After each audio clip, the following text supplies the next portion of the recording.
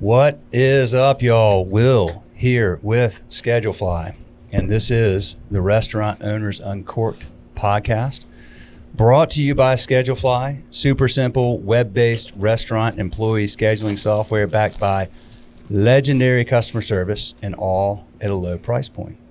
We haven't raised our prices in 18 years. Can you believe it?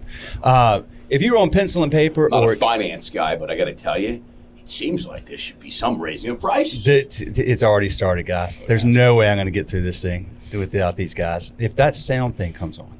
Which one? The whole box. Yeah, there it is.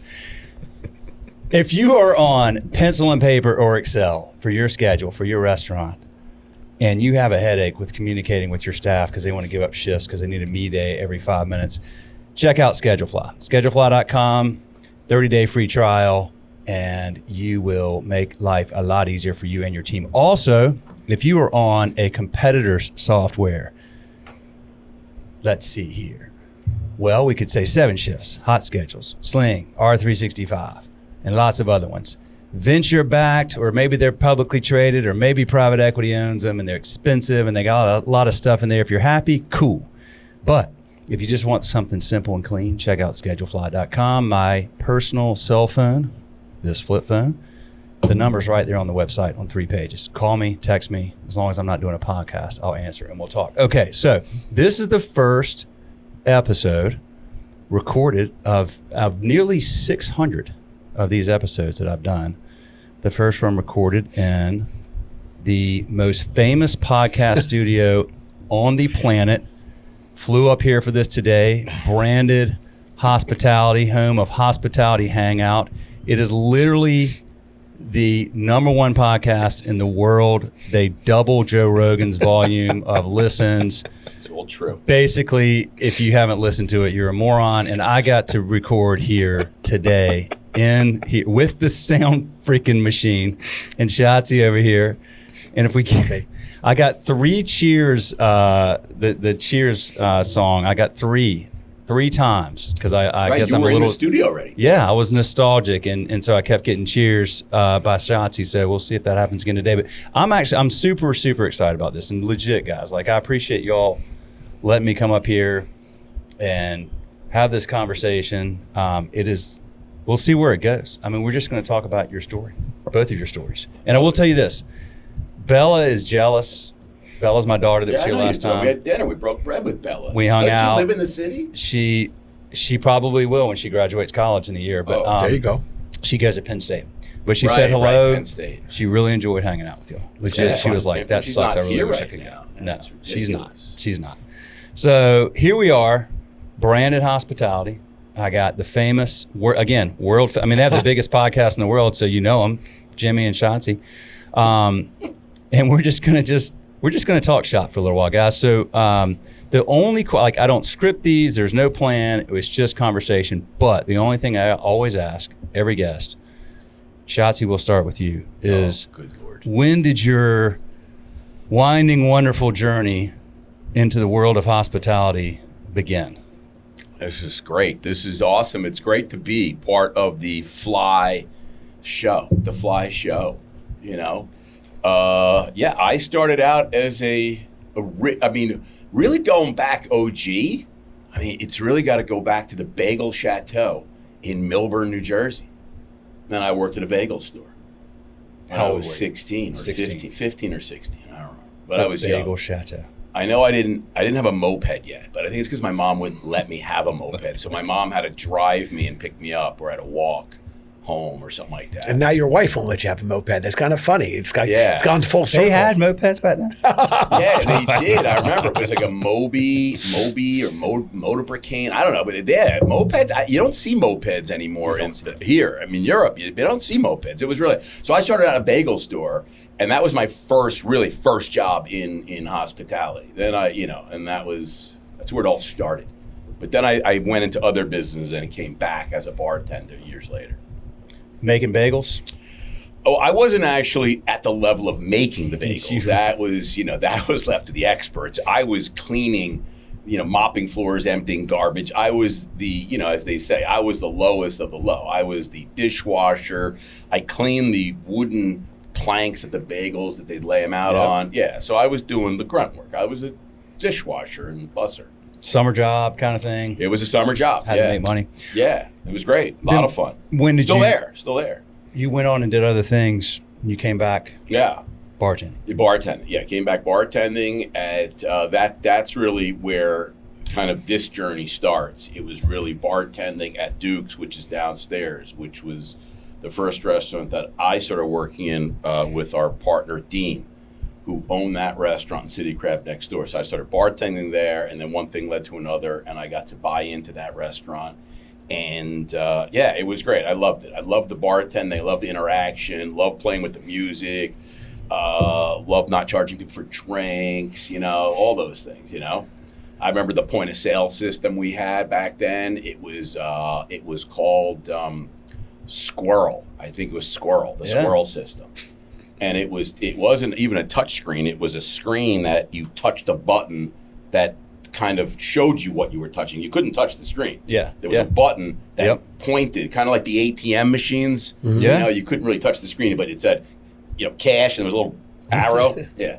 That was and it was very complicated. I mean, I always joke with Jimmy that, I think that I crushed it as a bartender because I never charged. Because it got busy. Like, a lot of people would come in and they'd be like, before Corona, and this and that. And then you had to add it all up. And then, and those days it was cash. I mean, there wasn't a lot of credit cards. It was, and then you had to figure it all out, and it was always very complicated. So, hey, what? Get me later. Get me later. Get me the next one. And I remember the worst thing that people could do is when you told them how much it was, and they did the old, because there was change, and they did the old, here's 23 cents to make the, the 87 $1, and you're on it. I'm like, what? What are you talking? What?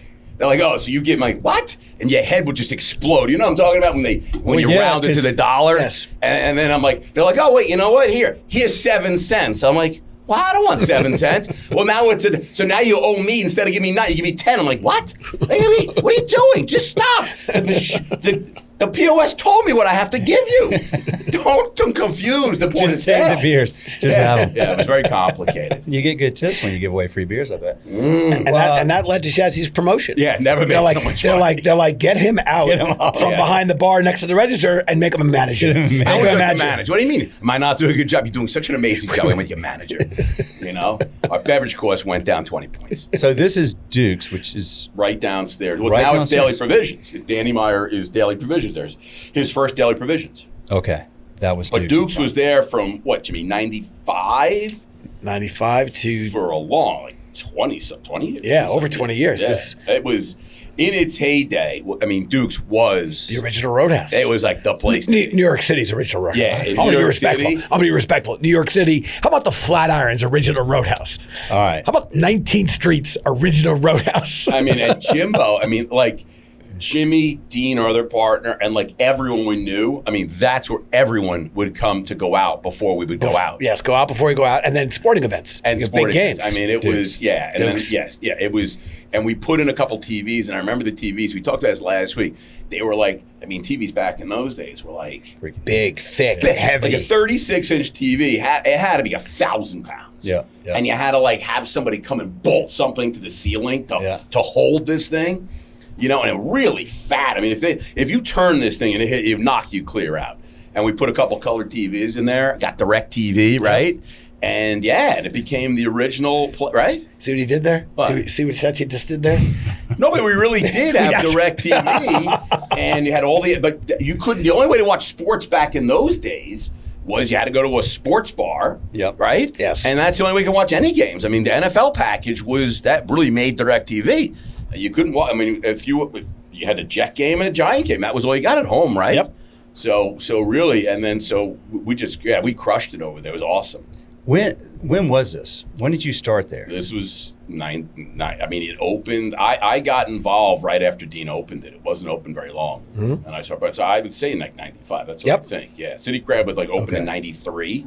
All right, and we used to just go eat there, and then 95, I think, right? Yep. So you got 30 years in this, legit. Yeah. Definitely 30 years. Okay. So they used to make me. I mean, it was a roadhouse, and we had barbecue. It was great. I mean, the food was awesome. I mean, great food. Our other partner, Andrew, was a chef, CIA guy. Food was amazing.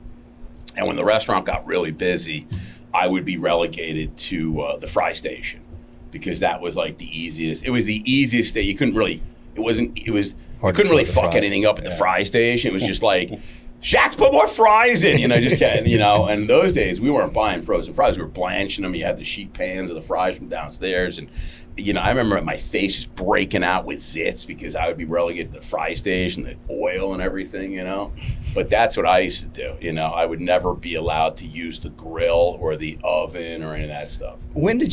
So you're doing this, counting up cash, trying to figure this all out, get moved around. Mm-hmm. Like, when did you go, I like this. Like, this is what I want to do?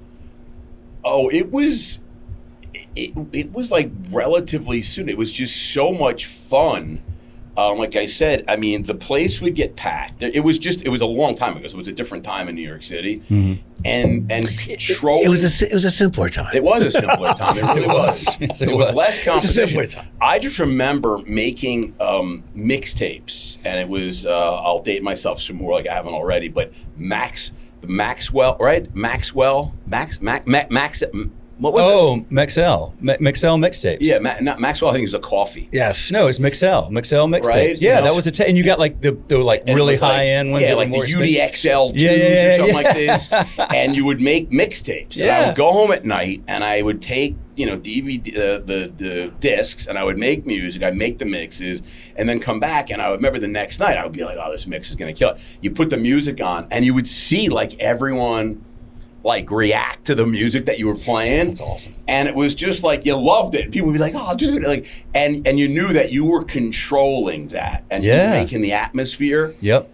And then so like those were the things we started doing, and then we started like changing them, like updating the menu, and you saw like how people would react to the things that you were doing. Uh-huh.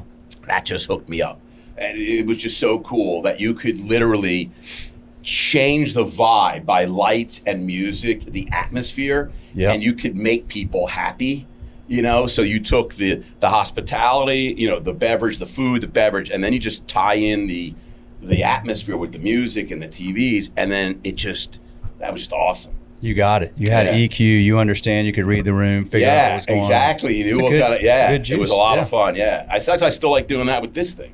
Yeah, I could tell. Start playing the music on this. Yeah, I like it. Did you? Okay, and then so you eventually, this is a group? You bought into this? This was Dean, who I knew from college, from BU, and Jimmy and Dean grew up in the city together. So this was just, at that point, was just a friend. Okay. And I was like, BU, Boston University. Okay. Yeah. And then I just was looking for a job to bartend because I was working for my dad in the fashion business on 7th Avenue. So I was looking for a gig. He sold his company. So I was looking for a gig to kind of make ends meet and just figure out next move. And I kind of really enjoyed it. Gotcha. And just stayed in it. And that was it. Okay. All right. So I want to get back to that. But then Jimmy, how did you, so Dean's your friend, but you were in a totally different world. Totally different world. You were ever in finance. I was in finance. I cut my teeth as a high schooler. Okay. Walked into the local pub, the Polo Grounds sports bar, and asked if they needed any help. Because my brothers and I, we grew up in New York City, and we all worked. I don't remember my dad telling us that we had to work, but we all worked. So babysitting was popular, umpiring Little League baseball games under the 59th Street Bridge. And then I got this idea I could walk into this bar and say, you looking for any help? And they put me to work right away, bussing and bar back, and just basically just supporting the front of house staff. Nice. And then got elevated to a waiter, and I dug it. And then it just became for me a gig job anytime I had a chance to jump in and I could pick up the shift. And I lived across the street from the bar, so it was a friendly place for me to jump into and earn. I did that in college. I ran a pizza delivery business for a local pizzeria. We used to joke, I went to Wesleyan University, I joked that we were the politically correct pizza as opposed to Domino's. No disrespect, the company, you could order from a local guy, and we ran a delivery service, and that was great fun. There you go. I like that. And then graduated and went into investment banking after college, and before I went to grad school, I returned as a bartender and just kept jumping in every chance I got. When I came out of grad school, I joined a full-time job, kept a Saturday night bartending, and then one one day, I forgot exactly when, my boss said to me that I was being too well known on Mondays for what I did on Saturday night when people would come to my bar, and that maybe I should hang up my apron, and I did. Stopped working. And then when I had a few nickels to my name, I invested with Michael and Dean because I really did love the business. Wow. Oh, sorry, Schatzy. Sorry, Schatzy and Dean. I was like, Who's Michael? It was Michael. Yeah. I did love the business, but at that point, I had working on Wall Street, and I was running this. I ran my I'll call it my day job was finance, and my side hustle, or as FINRA would call it, my outside business activity, my OBA, was investing in some restaurants, and then it wasn't until like 2018 that this idea, Branded Hospitality Group, came up with the idea that. Could we take a restaurant guy, Mr. Michael Schatzberg? Could you take a finance guy, Jimmy Frischling, and could you create an investment and solutions platform?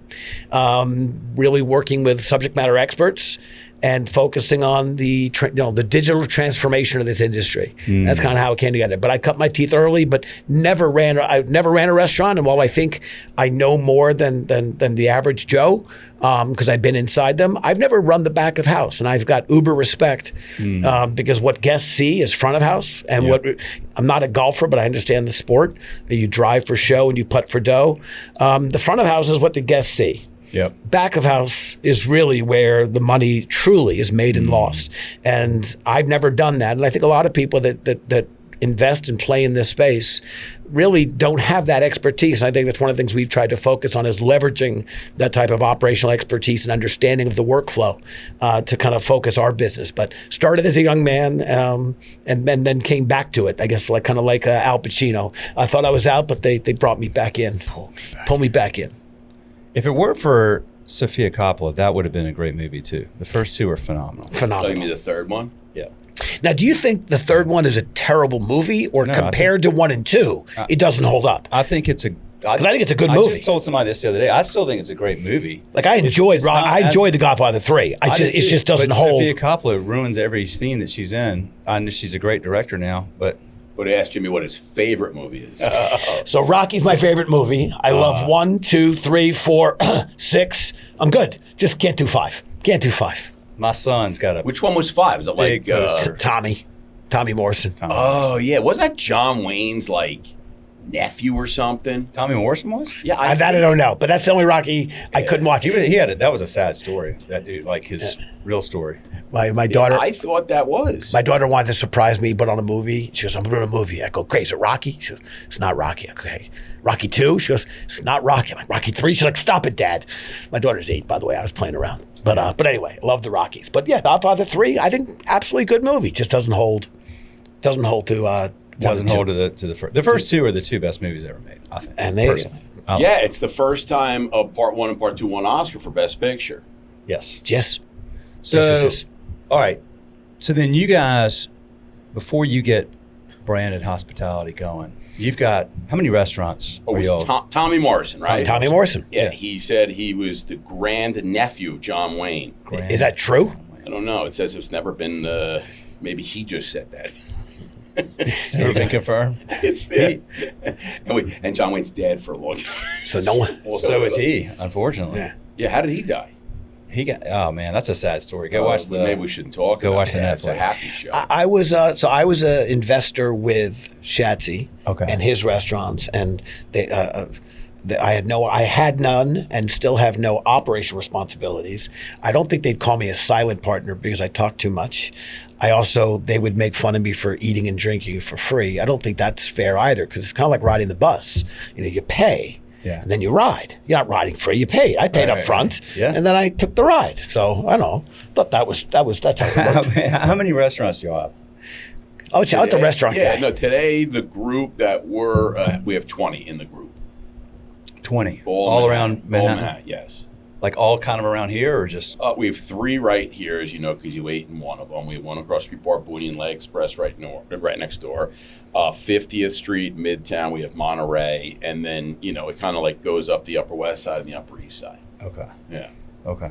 All different types of restaurants. But most of those, they are run by Schatzy and some of our longstanding restaurant partners. Mm-hmm. Branded Hospitality Group, we've now made investments in a number of emerging restaurants. Right. That is part of this company and this effort. And all our restaurant partners are part of yes. branded hospitality. So Yes. every time we make investments, all of our restaurant partners are in that, but we don't operate the ones that we're investing in. Okay. Correct. But how many operating partners do you all have? We have 2, 3, 4 other than, so it's 6 altogether. Mm-hmm. Okay. 20 restaurants.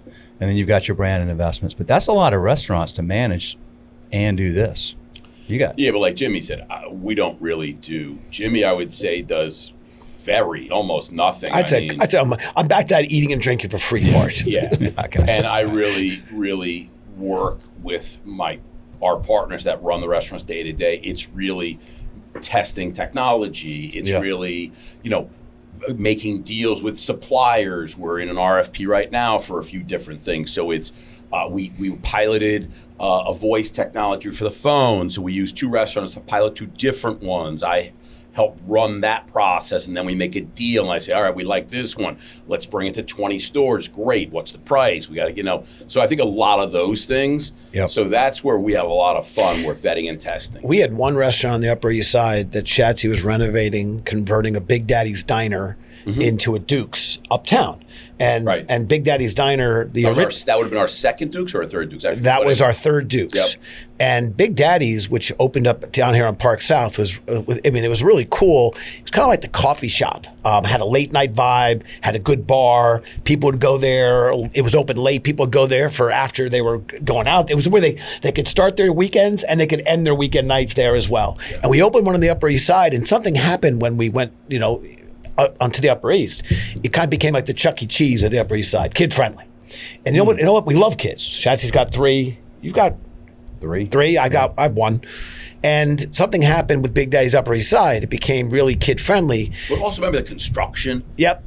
The subway construction. Yeah, that was it. Really killed us. But still, when we were Upper East Side, kids share dishes. Those cheap. Yeah. They don't drink. And I have to tell you, a lot of parents. We used to try and get them to drink. We tried. We lowered the drink. Yes, lowered the drink. We said 5 and up. So Schatzy makes his decision to convert Big Daddy's into Duke's Roadhouse. But the subway construction had cleared off. Yep. So now we needed something to reinvigorate. Yes. But what I was going to say is that one restaurant, and Schatzy's kind of let's reopen and let's kind of come in with a blast. He then got to, because it was a clean slate, he got to bring in 4 tech companies. One was a self-pouring beverage system, Pour My Bev, Pour My Beer at the time, now Pour My Bev. He brought in Chowly to help with the online, our off-premise ordering. Right. He brought in Bbot, QR codes, pay at the table. Yeah. And they brought in GoParrot, to kind of leveling up delivery, white label delivery as opposed to third party.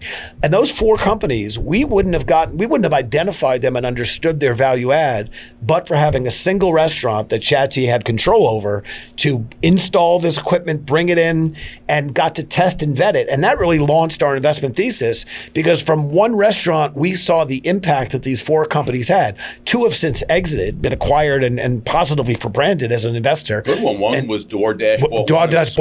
Square bought GoParrot. Yeah. And DoorDash bought Bbot, and Chowly and Pour My Bev were on a great run. Yeah. And all that came from one restaurant. And then that clued us in, imagine if we had an army of restaurants. So rather than just our own, we started reaching out to other operators, asking if they want to be part of our, testing, diligence. Because at the end of the day, as the finance person, I should not choose companies. The company should be chosen by the operators who say, this is a piece of technology or an innovation that I actually would embrace. I need it. I would use it. I'd pay for it. And that really is how we look at tech companies. Is it something an operator would value and pay for? As opposed to the story and what we're thinking. No, forget the story. What does an operator think? And that's kind of, it all started with the restaurant that Schatzy was renovating, and we did it 4 times successfully. We got something here. Let's do more of this. There you go. And that's launched. Boom. There. Mic drop. Boom. Pin drop. There it is. There it is.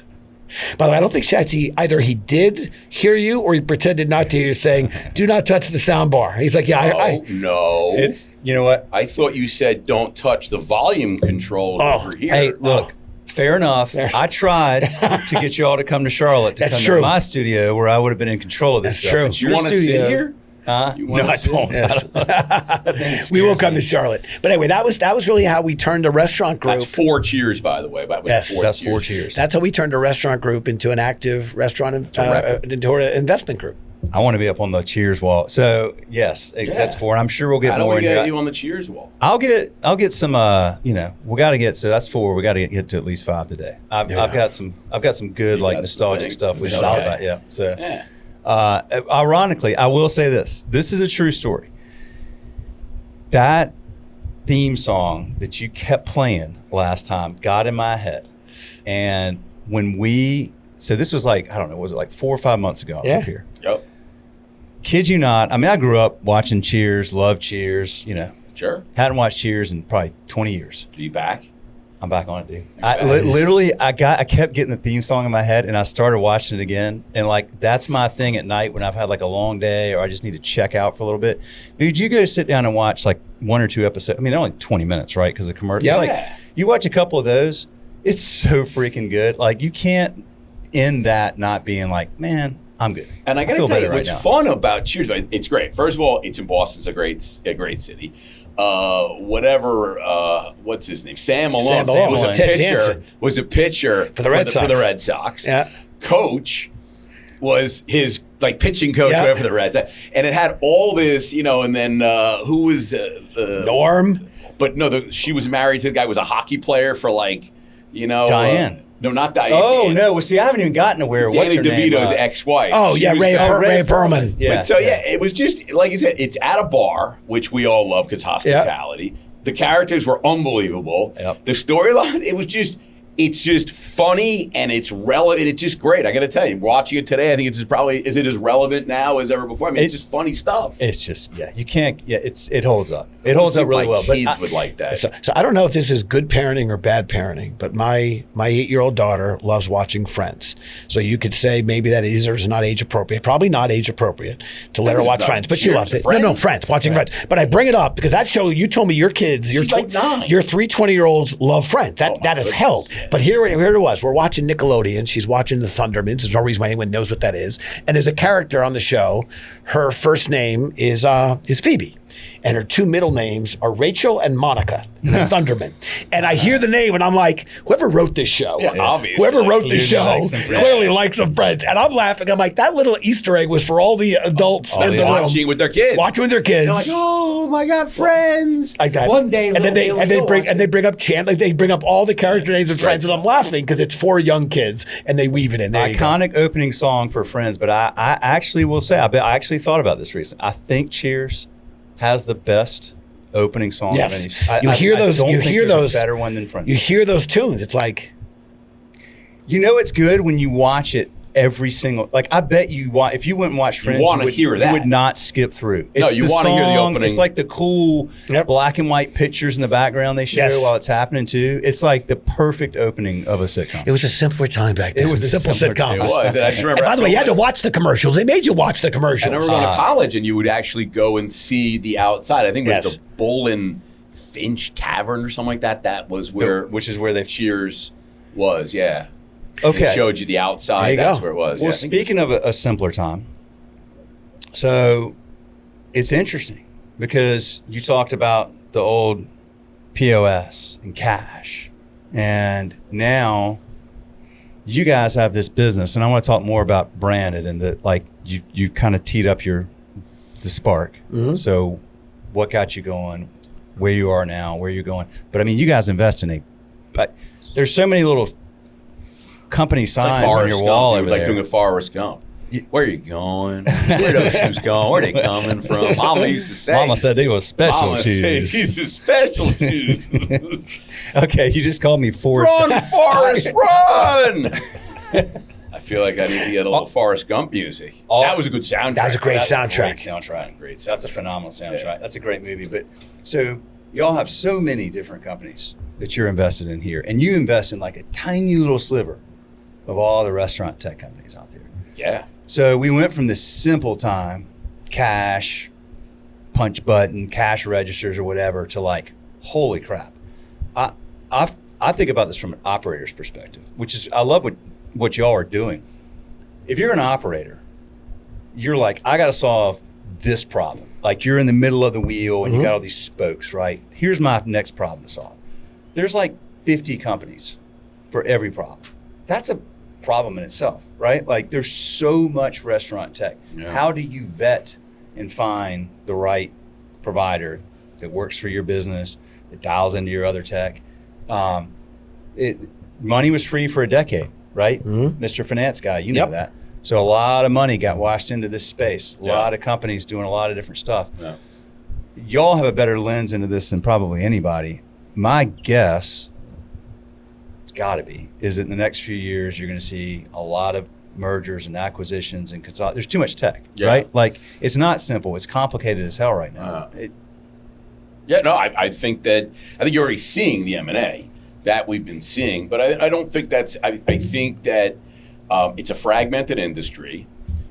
The restaurants themselves, the hotels, the restaurants, the hospitality venues, there's a lot of variances. They're not all the same. There's a lot of factors that make them different. Yep. So the idea that there's this one magic tech, because when I first started, there were plenty of point of sale companies. It wasn't like all of a sudden point of sale companies started coming out like the last 5 years. A lot of these companies were around for years and years and years.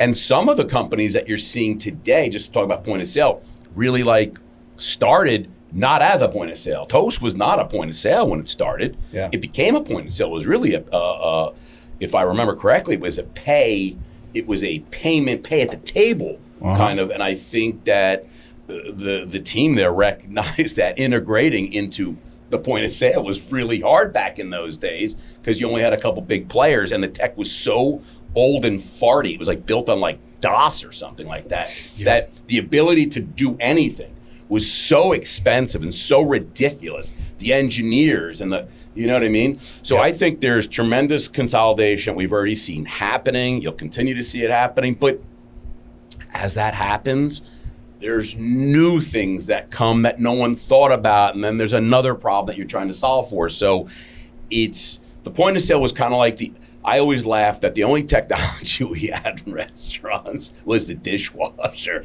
And that was our robotics. It was the greatest, coolest automation ever. It was robots. Right. You pulled it down, things were spinning. There was soap coming out of things, dispensers. I mean, what a machine this was, drying things. It was automatic, So as techs, so then point of sale was really the only other tech you had. Oh, and I also think the other tech I really liked was the soda machine, the you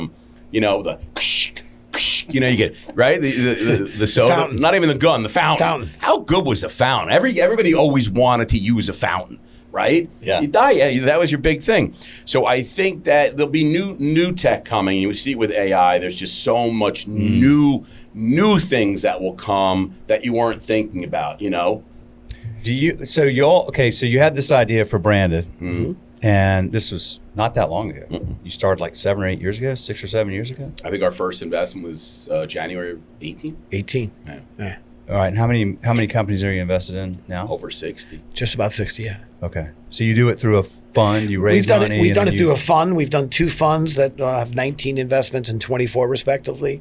We've done quite a few SPVs. We've done that now 19 times. So a special purpose vehicle. It's a fund of one. It's a fund that has LPs, limited partners, and it makes a single investment. And then we also have 2 family offices that we work with on a non-discretionary basis, but they each have made several investments through us. Before we had those investment vehicles, we invested simply from our parent company. And then after doing that about a dozen times, we then shifted gears and made the parent company the operator of the business, the managing partner of the business. And we then created vehicles that would let people invest with us. And that's the way we migrated to. I just want to go back to your question a moment ago. This is the most fragmented industry of size that I've ever seen. Yeah, and what I mean by, and I quantify that, there are 4 airlines that have over 80% of the flights in this country. Mm-hmm. And there are a dozen banks that have 80% of the deposits. There are 3 phone companies that have 90% of the phone lines. Yeah. And if you look at our industry, if you just restaurants, we're over $1 trillion in sales. Just the restaurants, not the C-stores, not the grocers, not the stadiums, arenas, cafeterias, just the restaurants. And 70% of them are independents. Yeah. So that's a lot of fragmentation compared to other industries. So when you're looking at tech for this industry, it's kind of going back to what we heard. We have to meet the tech has to meet operators where they're at. Yeah. And I've met plenty of restaurant operators that have 1 or 2 stores, and they might call and say, we want to maximize, we want the best tech stack. And I'm like, dude, just call Toast, for example, and they'll set you up. You got a lot of other things to deal with, and I'm not saying that's the right solution for everybody. But I often just say, you know what? You got so much to work on. You don't have to worry about maximizing and having the perfect tech stack. You could have as much as a one-size-fits-all. Keep it simple. Yep. And as you grow and scale, we'll talk about whether or not you should be layering in other functionality and other software that could create some efficiencies. But because so many of your customers are independents. And you could run a restaurant with a notepad and a pencil. I wouldn't recommend it. Probably 100,000 of them out there right Still now do it. that. So you can do it. Not for nothing. Nicola's on the Upper East Yes. Side. How do they operate? Wade comes over. Yes. What do you want? And it works. Special. Yeah. How do you get delivery? You call. And by the way, you pick it up. So Nicola's, let me help you. they answer the phone. So my comment is there's a lot of room in this market for different styles and different types. It's not a one size fits all. So as much tech is being thrown in the industry, we're an industry that has not been tech forward, and I don't think we ever will, because we're very high touch. Name other industries where the customer is both in the retail facility and the manufacturing facility at the same time. Right. And that high touch, we have to take such great care of the guests. We're not going to technology our way. It starts with the guest. So for each operator, they've got to figure out what they need to help their needs, and it's not a one size fits all. So I think we are justified in being a slower adopter, and that's okay. So when I think about all the tech that's coming out, at the end of the day, it has to do one thing. It has to satisfy the operator's needs. And that you're an operator-centric company. We're an operator-centric investor. We want to invest in technology that operators tell us they value, they need it. They want it, they need it. It'll help their business. Because if we help the operators win, so there's a lot of room for success here. If the operators don't win, what the hell are we doing this for? I have a double chin. I don't really notice it until I see myself, and I'm trying to do something. It's the camera angle. But I really think I gotta get. Does anyone know? Do you have a good surgeon? I thought Schatzy was going to chime in and comment. I thought he was going to comment on how much he liked what I just said, but no, he wasn't. He's like, I have a double chin. I was kind of thinking you were going to get even listening with that. Yeah. Jimmy, that was speaking. That was quite a. But anyway, there it is. I have people tell me often. They say. Owners will say, you'd be amazed at how many people come in here and they try to sell me something that was created by somebody who's never run restaurants and financed by somebody who's never run restaurants. And then they come and say, this is how you should run your restaurant. Well, this is what you need. You need this. And but then literally they never I didn't actually. know I needed that. Yeah.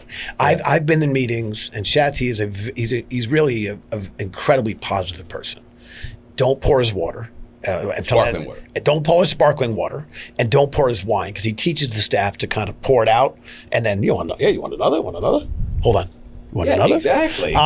So don't do that. But that's my that's his thing. But the other thing is we've been pitched by a lot of companies. We've been active investors. We've also been pitched by a lot of companies.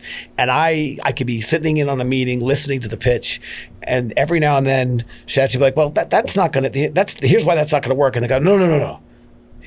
And the person challenges. And then Schatzy will be like, you ever worked in a restaurant before? And then the guy, well, no. What do you know about operating? Well, I've been to restaurants. I've been a very good guest of restaurants. So basically, you're admitting you've never worked in this industry, and yet you've come up with this idea. Yeah. You've got it somewhat funded. Yeah. Congratulations. You, as you said, funded probably by people who haven't never worked in the industry. And the Schatzy is like, well, God bless you, but that's not how it works. Yeah. And that's why we got to listen to the operators. Everyone should be listening to the operators. Whether they're right, wrong, or otherwise, doesn't matter. They're the ones who are going to choose what tech matters to them. Yep. Absolutely. Yeah. So how many deals do y'all look at? Like, are you looking at like a deal a week, or people pitching you, people trying to? Our top of the funnel. If you got 60 firms, of course, some of those are not tech, right? You're talking about Big Chicken. We've also invested in some restaurants at 60. Okay. I mean, our top of the funnel, we do not profess to see everything. No one can see everything. But as a active early stage investor, we do see a lot, and people show us a lot. And a lot of later stage investors, when something's too early for them, they send it our way. So we have a very robust top of funnel, and we've created some filters to help, and Schatzy's identified certain filters to help us, but it's more than one a week. Oh, I mean, I was going to say, it's no less than 6 a week. Yeah. Like no less than 6 a week that you all look at. I'm not going to say we look at everything. Because sometimes they get through the filter. They come in, and sometimes they just don't pass the quick filter of just, it's just we're not interested. We already have something in our portfolio that's just like that. We'll take a quick look. Just, is it really, how different are you than this? Oh my God, it's totally different. Well, I guess we're the same. Like you said, there's a whole bunch of companies doing similar things, and they could all do really well. But yeah, like 6 a I week. would say to make 60, if we made about mid 40s in terms of B2B SaaS. Let's say we'll call it 45 B2B SaaS companies. We've looked at thousands. Really? And we document and onboard every single company. Anyone who reaches out to us in any way, shape, or form, we onboard. Yeah. Or at least we try to onboard. Some people don't want to onboard. Yeah. They're like, oh, write me a check. But we got to onboard. You got to go through this process. No. We're not doing that. But so we really onboard everybody. That gives us the ability to look back and see how we're doing, and see some of the misses, and we've seen some misses. How are you doing? I mean, I know you're doing well overall, but like, are you getting better at figuring out which ones will probably stick and which ones might not? Or I would say, first of all, I'm thrilled by where we're sitting today as an active investor in the space, and I think where we've gotten a lot better. First of all, we've shifted some of our investment thesis into other restaurant operators and into Big Chicken and now Craveworthy and Brooklyn Dumpling Shop, Mighty Quinn's Barbecue. So we've now broadened our thesis. And I think by working with some of these operators, these emerging operators who are tech forward, I think it's increased and improved our kind of funnel, in that it's not just, let's say, our group now, but we can leverage others.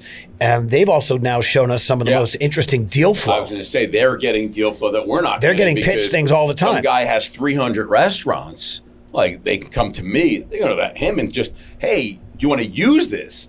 And then he's like, I got to tell you, I'm not sure yet, but let me introduce you to you guys. And then we look at it from a lens of, well, hey, do you like this as a tech? Yeah, I really think it's good. Then let's look at it as an investment as well.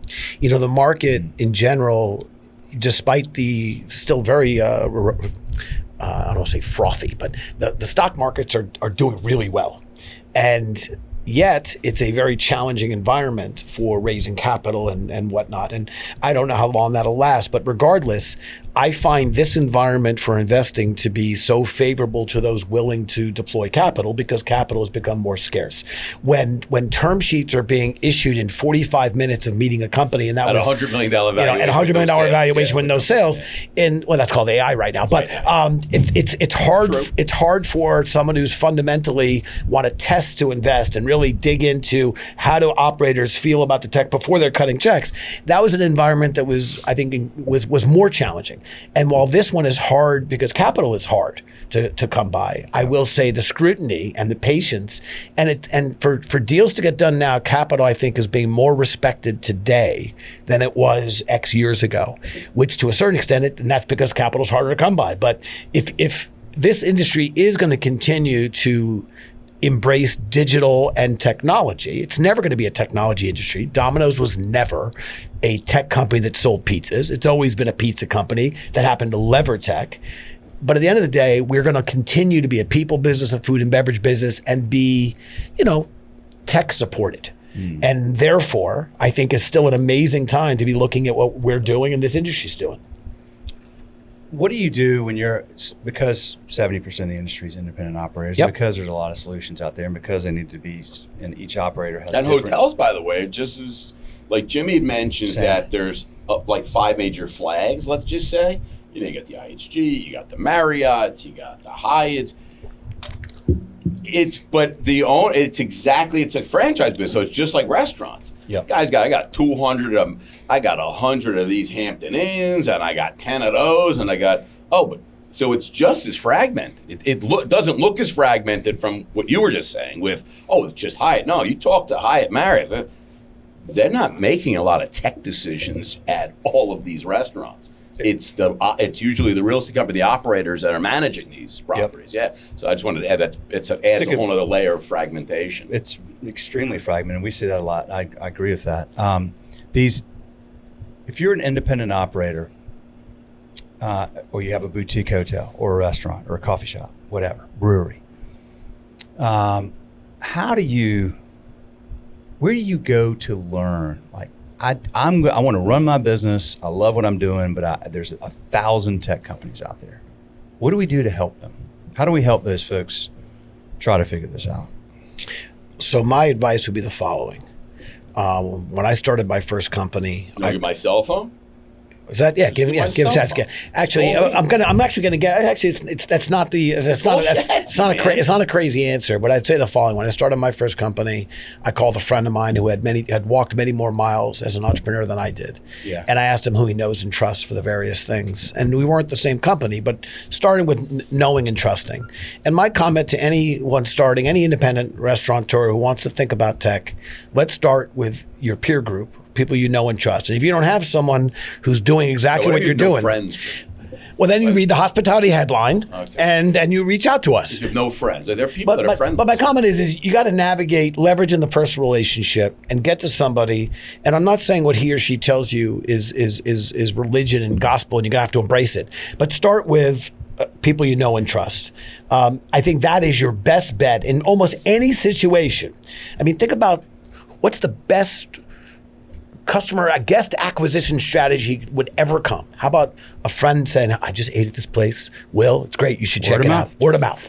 So I think it starts word of mouth. With movies, word of mouth. shows, Word of mouth. It's still the best. So if you're running a restaurant, you find somebody. If you can't find them, start networking to find someone who's going to tell you, this is what worked for me and why. And then you start doing your own homework. Hey, listen, I'm a fan of word of mouth. Word of mouth. I got to tell you, though, I just want to say one thing about the word of mouth, because I say that the new word of mouth, it's social media, right? Social media has made the word of mouth. My word of mouth could reach millions of people in seconds. And I gotta say, it's not to be trusted like me telling Jimmy to go to this restaurant, because now there's so much nonsense of Wil going out because someone's paying him $1,000 to eat at my restaurant and then use your network. And I've been going out to these places that are viral. Yep. I got to be honest with them.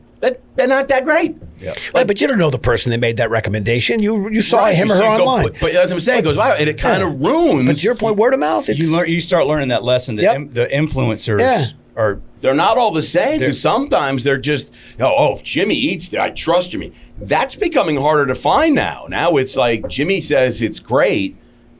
Jimmy's has 2 million followers. Jimmy's being paid a lot of money to say that's really great. Yes. Yep. And then you go and you're like, this wasn't really great. Fuck Jimmy. But it's ruining it a little bit, you know? Well, it's garbage in, garbage out. And you're waiting on, and then you see people waiting online. Like, what are they waiting for? Supposedly the best pizza in New York. What do you mean the best pizza? And this is like every slice on the corner is the best pizza in New York. They're waiting for like an hour. Like, you have no idea what this pizza. This pizza's the best. As I said, it starts with someone you know and trust. It's not that, and that may not necessarily, and probably is unlikely to be a social media influencer with 2 million followers. That's why I said, get my number. You call Schatzy. Call Schatzy. Yeah, and I got to tell you, remember they used to have, when we were younger, they had like sports phone? Yeah. 555. Hey, sports fans. Yes. And you know, like it was like $1 a minute or something like that. I'm going to, just call Schatzy. Call Schatzy. Call Schatzy. Yeah, 70 cents a minute. There you go. I'm going to get you a flip phone. First minute's free. You can call me. My cell phone's right on there. I can tell you some good software. Well, look, we've grown literally from word of mouth for How 18 good is that? years now. Like, one at a time. But I do think, I talk to owners. It's hard. Like there's just so much out there. And this is why you and I touched on this briefly one Saturday. We've had Saturday conversations recently. So we're going to... I have my Saturday therapy with Wil. After my workouts. I buy my daughter a Joe and the Juice sandwich and give her my extra phone and I call Wil. My wife figured it out. She's like, you guys are doing something after the workout. I'm like, yeah, give it to me my phone and I call Wil. So how much time do you give? How much time do you give Jimmy? Oh, I'm normally out there in my pasture on my tractor, and I've been trying to call your phone. You're see- not answering. By the way. Oh, He's on the phone with me. No, right there, missed call. Chatsy, look at that. Because I have my ringer off, man. Oh, all right. No, I'm like you. Yeah, I'll put my ringer on, and we'll just My have all ringer's these freaking noises and shit going on. Tried to call you. So I know that's the only time I don't answer that phone. I is was when like, I'm you in here. said you'd always pick up. I'd always and pick I just up. called and you didn't pick up. I was okay. You All right, pick you up for can- Jimmy though. I would. Jimmy called me. See what And happens. we schedule. Like I said, I'll call you 10:05. Call you Yeah, but one 10:15. thing about restaurant guys, there's no schedule. There it is. Look at that. Restaurant. Wait, no, this says potential spam. Yeah, that's somebody else. That ain't me, buddy. That wasn't me. I thought that was. That wasn't me. Yeah. That's the problem with having your phone number on your public Yes. website. Is I get a lot of this, but I think that we've got like this network that we're going to deploy in Schedulefly that connects all of our customers that are around the country in one place. So like imagine a Reddit forum, user generated content. I've got this I have to problem. interrupt. Jimmy, you know you have a 3 o'clock call. Oh, I shit. know. Oh, That's did, okay. did you? We're still just rolling. I'm We're sorry. rolling. That's okay. I sent the text. I said I'm running a little late. I'm enjoying myself. But yes. Oh, okay. I Yes. just want to make It's all sure. good. No, I just. We can Yes, wrap it all good. To your point, I actually, first of all, the independent restaurants are incredibly important. They are often kind of help make neighborhoods and help build communities. No disrespect. Damn straight. No We're disrespect. usually the first ones over the wall Yep. in a shitty neighborhood Yep. is Is the usually a independent. chef Yep. that can't 100%. afford anything, so he goes to a shitty Boom. neighborhood, opens up dynamite restaurant, then people from other neighborhoods Boom. come, and Amen. then Bobby Flay was so mad when Mesa Grill Yep. he lost his lease, and look, now landlords are in it to make money, I get Yes. it, but he was so mad because he was a first First one in that neighborhood. neighborhood, and he gets thrown out for someone who will pay. Danny Meyer got thrown out on 16th Street. Yep. Because he was there in 1980 something. But They're that's- there first. Everybody comes Yep. in, And- gentrifies, rents go up. And by the way, Yeah. they're like there are 6 restaurants downstairs. We have 3 of them. We used to actually have more Six? Than, more than 6. We had 6 6 in this neighborhood. But this neighborhood, people are like, oh man, so many restaurants. It's too competitive. Couldn't disagree with that more. This becomes a wonderful place for people to come down and check out, and you get to see other things. And if you can't get into one, you can get into another. There's plenty of dining options. This become very vibrant. But on the independents, they're the ones, as Schatzy said, they're the first ones who land and help. So they need to be protected because they really are fabric of our communities. 2 is New York City, by the way, from what I understand from the new mayor, potential mayor, Yeah. they will have city-owned restaurants. city-owned Yeah, restaurants. that's what I'm understanding. Okay, interesting. Serious? No, I just made that up. Okay. It was basically, the city. Oh, is that dude The that's running city-owned for mayor grocer that- stores. Yes. So you mean, New Is he York. gonna win? Nobody runs a restaurant gonna like be New the York mayor? City. We're getting it's coming. We're getting a new mayor. So, well, we'll When see. is the election? Is it soon? It's in the fall. Is it in the November? It's in the November. In the November. fall. That dude's going to be your next mayor. I don't know if he's a next mayor. We'll but, see. yeah. But one of his ideas was city-owned grocers, and I think they just showed the city-owned grocers in Kansas City as a case in point. There's nothing on the shelves. So I just was kidding that like the city will start opening restaurants. My point on the independents was they're really important, they're really large, and they're the ones who actually would care most about this community of which Right. Schedulefly has assembled because they are of like-minded. These are often family businesses. This is where the mom and the dad, it's like old school stuff when you go to Italy, like the mom's in the kitchen, the dad's running the front door, the sons are in the farm.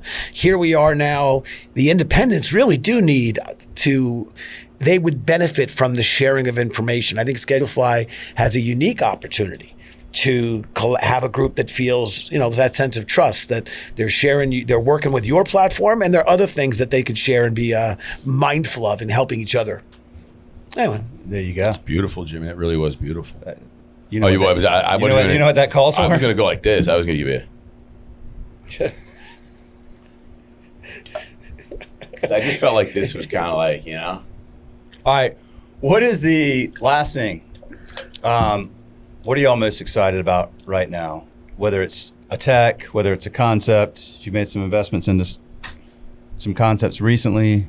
What are you most fired up about that y'all are involved with? Chat, you want to answer that first? Yeah, I think that for me, looking at right now, we talked about tech, and I think that we are in the earliest innings of not just technology within our industry and robotics and automation, but in the earliest innings of automation, robotics, AI, like the entire ecosystem of automation, robotics, et cetera. We are in the earliest innings of this. So what we're going to see in the next couple of years, I think it's just going to be mind-blowing in terms of tech, automation, the robotics, and AI, and just all, again, it's going to come into this industry like it's come into other industries. So I think it's really a cool time to, but at the end of the day, I mean, you got to have great food and great hospitality. So that's never going to change. But I think you're going to see some really cool stuff that the customers may not even know is happening. Yeah. But the operator's going to be like, holy shit, I thought the dishwasher was cool. Like, look at this stuff that we're getting right now, and it's coming and faster than people think. One of my observations is I always thought the guests had a different relationship with the hotel than they did the restaurant. The hotel, because we're sleeping there, we wanted the hotel to know all about us. What floor, what was near the elevator, far from the elevator. Back when I used to travel decades ago, what kind of newspaper I might want, what do I read? We wanted them to know about us. And I felt with restaurants, it was far more personal. If we knew the bartender, if we knew the manager, we knew the owner, we knew the server. It wasn't institutionalized. At the hotel, I didn't know anyone at the hotel, but I wanted them to know about me so that my experience could be elevated because they knew me and I gave them my information. And I thought with restaurants, that wasn't the same relationship.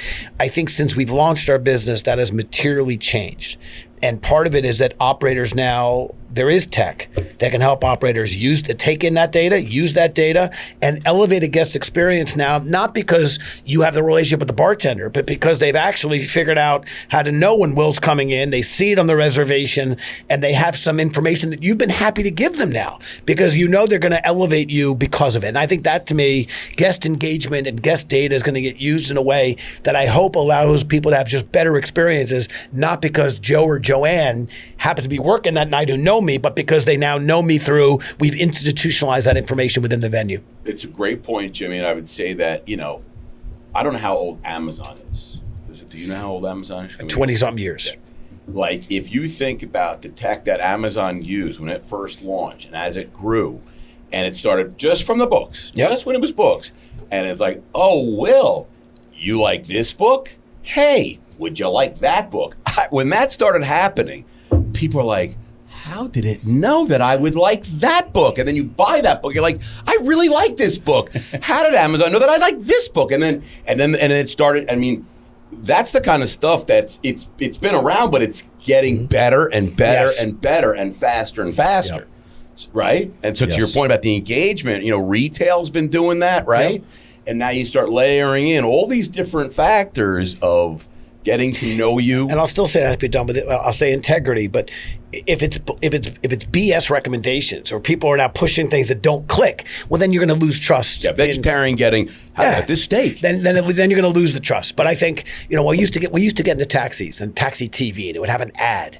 What are the chances that ad is going to land favorably with any random person that jumps into that taxi? Right. The chance is remote, but the idea of personalization in general, I think, as long as it's done real. If they get to know you and they start to offer things, and you say, you know what, I like this engagement. It's helping me get smarter. It's helping me be more efficient with my time. I used to think it was creepy. It's like, I don't want them to know me. But now it's like, you know what? Know me if you're going to show me good stuff. So if you like Starbucks or something, don't you want them to say and give you all these? I mean, you like it if you like Starbucks. You do. It's a fine line, but yeah, I mean, we're getting more used to it as well. Let me ask you this: if you knew that tonight Jimmy is, Schatzy's behind the bar at Duke's. And you're probably going to get some free beers out of it. Free beers. Maybe you're going to get Would that be useful? Like, would you want to know that? Ooh, Schatzy's working tonight. I'm going in. So as a guest, the answer is certainly I would have a better experience because I like to engage with the staff. And I have my favorite folks, and if I know who's working, that would be important information for me. And I would probably shift some of my spend and my visits based on that piece of knowledge. As an owner, though, I would hate to all of a sudden that my restaurant's no longer valuable because now it's only when Schatzy's bartending they care. Because then it's a little bit of a double-edged sword. But I would tell you that growing up, I had my favorite members of the staff of places I'd go to. And if I showed up and they weren't there that night, I was disappointed because my experience was going to drop because of it. And if you're bartending And you had the ability to let your regular Communicate. customers know Oh, they you're do. there tonight. They do. In fact, I mean, our restaurants do it. I mean, the good captains, the good managers, GMs, the good staff that you have. 80-20. I mean, it's not automated. I mean, I'm sure there are systems that automate this, but I mean, it's personal where we just got a wine in.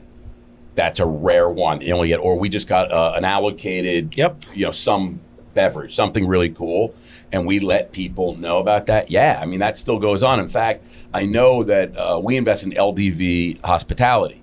Scarpetta, American Cut, Barlumi, Dolce Vita, right. Yep. And John has a whole team of, I guess they're ambassadors. I don't know what you call them, guest experience ambassadors. Yep. And their job is to go to the restaurants, meet and schmooze with all the people that they see the data saying, Wil spends a lot of money, Wil comes. Now they put a face and a name and reel to it, and then they communicate, and then they touch, and now they start, hey, here's my number. Anytime you need a reservation, any other place, you just text me. You're done. Any of our restaurants. And then it goes both ways. And by the way, I know that you love, I'll text you. And yeah, it's if you can make that work, like that is perfect. Because now you're using the tech that gets you that information, and you're tying it to the human touch, which still, we're talking about expensive restaurants, like where we're talking about a $5,000 bottle of Screaming Eagle or something coming in, and I know Wil's going to just save it. I'll be in tomorrow. Thank you. And he'll buy that.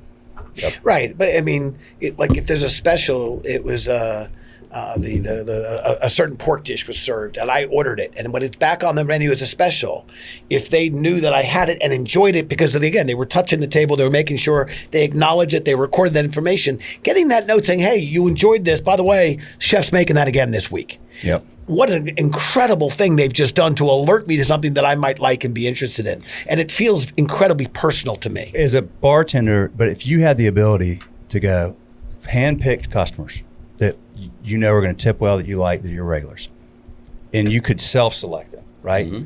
And you could say, I'm working tonight.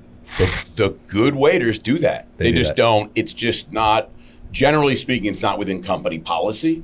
So you don't usually see that happen, but the good waiters don't talk about it. They do it because they know they get their regulars. That they get the regular. Yeah. Something special's happening, and I know I'm getting a 30% tip or a 40%. Like I'm getting, that guy really is going to have a great time, and he's going to give me, in our group, it's not company policy, but I know the waiters do it. The managers, we do it as more of a policy. But, I don't think that we have the control for the waiters, but the good waiters certainly do that. Okay. Yeah. All right. Yeah. You got your fly socks. Look at that. Those things are popular as heck, man. I'm ready. Your kid will love those socks. She's getting them. I've got some on right now. Look at that. There you go. They are. Schedule 5 fly. Nice. Schedule 5 fly. They're good quality. They are good quality. They're like good. They're like swooshy. They are. All right. Is that a wrap? As a wrap. That's fun, guys. That was fun. Thank you for doing this. Yeah, we got some good content. Nice to have you here this week. The freaking #1 podcast in the entire world. This is their studio. I'm at the epicenter of freaking greatness. This should be your New York studio. Yes. Like you should just do and do like a couple episodes a year. Here come on up at the show. Not with us. Just take it. Bring some great. Come up here and then invite some great New York City guests. I will do that. I have a traveling podcast kit, not the film, but the audio, professional quality. But I do it in restaurants. Right. When I'm in New York, this would be. There we go. This would be perfect. I love it. Come on, do you have a close? How do you close out your show? I do not have a close for my show. We need to work on one. Well, hold on. Say goodnight, Gracie. Good night, Gracie. Love it. That's it, y'all. Thank y'all. I know. Here's my close. If you're listening to this or watching this, whatever you're watching or listening on, give us a rating. Give us a 5-star. Make a comment. We need ratings, because the more ratings you have, the more Jeff Bezos and his algorithms and everybody else puts this in front of other people that want to hear this kind of content. So rating, comment, that's it. Can't put a price on this kind of content. Can't put a price on it. Rock on. Fly, Schedule 5, fly.